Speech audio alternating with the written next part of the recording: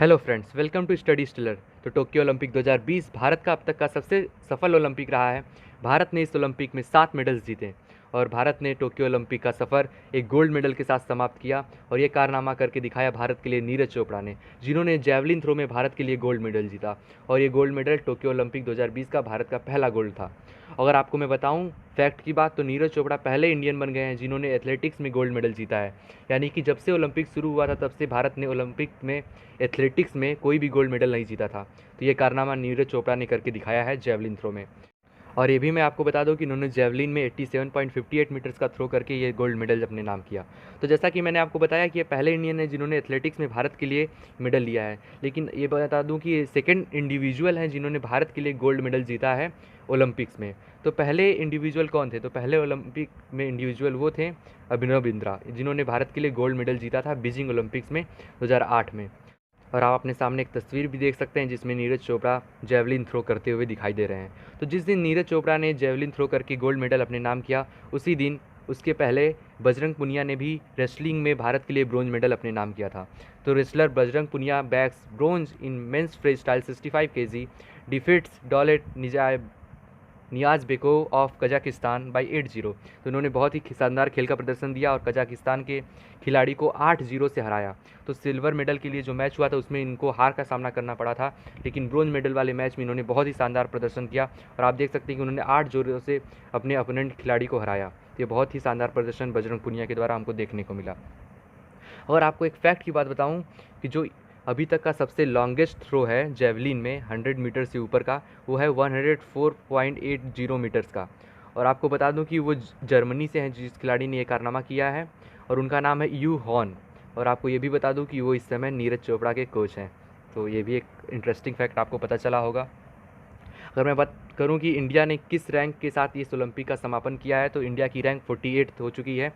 India ने, आप देख सकते हैं कि ये गोल्ड मेडल, 2 सिल्वर मेडल और 4 ब्रोंज मेडल जीता है, जिसके साथ इंडिया की टोटल मेडल्स की टैली 7 हो चुकी है। और बात करें कि किसने टॉप के साथ ख़त्म किया है, तो यूनाइटेड स्टेट्स ने इस ओलंपिक को टॉप के साथ ख़त्म किया है। और बता दें कि इसके पहले, जब तक कि गोल्ड मेडल भारत के नाम नहीं हुआ था, तब इसके पहले भारत की जो रैंक थी वो 65 रैंक थी। लेकिन गोल्ड मेडल होने के साथ भारत की रैंक 48 रैंक पे आ गई है। जैसा कि मैंने आपको बताया कि ये टोक्यो ओलंपिक भारत के ओलंपिक इतिहास का सबसे सफल ओलंपिक रहा है।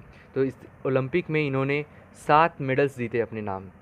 तो आप देख सकते हैं कि 2012 में 6 मेडल्स आए थे इंडिया के नाम, और उसके पहले एक एक मेडल्स आते रहे थे इंडिया के नाम। और जो मोस्टली गोल्ड मेडल्स आए थे वो हॉकी में आए थे। और इस साल एक गोल्ड मेडल आया है जो कि एथलेटिक्स में आया है, जो कि हमारे लिए बहुत ही गर्व का विषय है। और आप देख सकते हैं कि इस बार हमने 7 टोटल मेडल्स जीते हैं टोक्यो ओलंपिक में। तो ये हमारे लिए बहुत ही हर्ष का विषय है। अब बात करते हैं कि जो 7 मेडल्स आए हैं भारत के लिए, वो किस खिलाड़ियों ने भारत के नाम किए। तो पहला मेडल जो इस टोक्यो ओलंपिक में हमारे लिए आया था वो था सिल्वर मेडल, और मीराबाई चानू ने वेट लिफ्टिंग में ये मेडल भारत के नाम किया। और पीवी सिंधु ने बैडमिंटन में ब्रोंज मेडल भारत के नाम किया। लवलीना ने बॉक्सिंग में ब्रोंज मेडल भारत के नाम किया।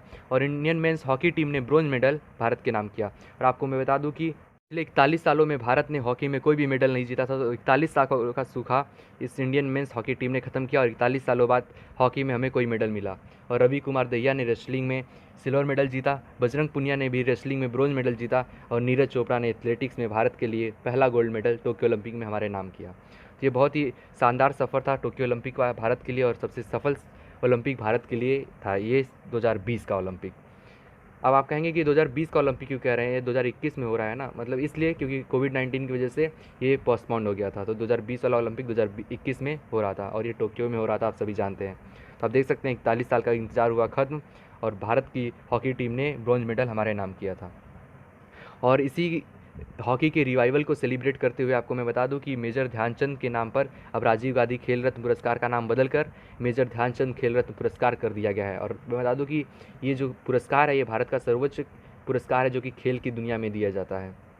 तो अब मैं बात करता हूँ कि जिन्होंने, कई सारे खिलाड़ी हमारे इस टोक्यो ओलंपिक में हिस्सा लिए हैं, लेकिन जिन्होंने कोई गोल्ड मेडल नहीं जीता, कोई सिल्वर मेडल नहीं जीता, लेकिन कई सारी खिलाड़ियों ने हमारा दिल ज़रूर जीता है। उन्होंने शानदार खेल का परिचय दिया। और मैं मेनली बात करूँ तो हमारी हॉकी टीम ने, जो फीमेल हॉकी टीम ने, उन्होंने बहुत ही शानदार खेल का परिचय दिया और हॉकी के रिवाइवल में बहुत ही शानदार योगदान दिलाया। क्योंकि धीरे धीरे हम हॉकी को भूलते जा रहे थे, लेकिन आप इस टोक्यो ओलंपिक में देखेंगे कि हम कैसे जुड़ गए थे खेल के साथ, कैसे खिलाड़ियों के साथ जुड़ गए थे, हम हॉकी के साथ कैसे जुड़ गए थे।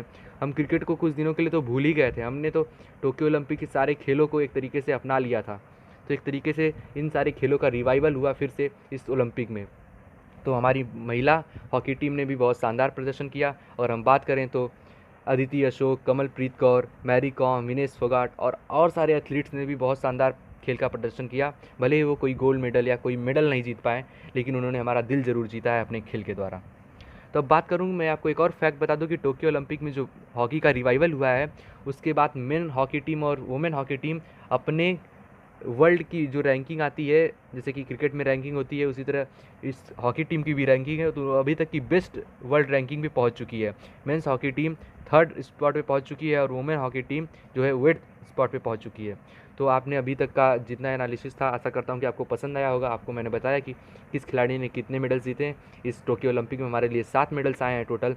तो आप इसको याद रखिएगा, क्योंकि आने वाले एग्जाम्स में आपसे ज़रूर पूछा जाएगा कि कितने मेडल्स आए और कौन खिलाड़ी हमारे लिए लेके आया। और जैसा कि मैंने बताया कि फर्स्ट एथलेटिक्स में मेडल्स जो आया है वो नीरज चोपड़ा ने भारत के नाम किया है। और 121 सालों के बाद पहला मेडल आया है, क्योंकि जब से ओलंपिक स्टार्ट हुआ था तब से हमने एथलेटिक्स में कोई भी मेडल नहीं जीता था। तो आशा करता हूँ कि आपको वीडियो पसंद आई होगी। मिलते हैं आपसे एक नई वीडियो में, तब तक के लिए जय हिंद।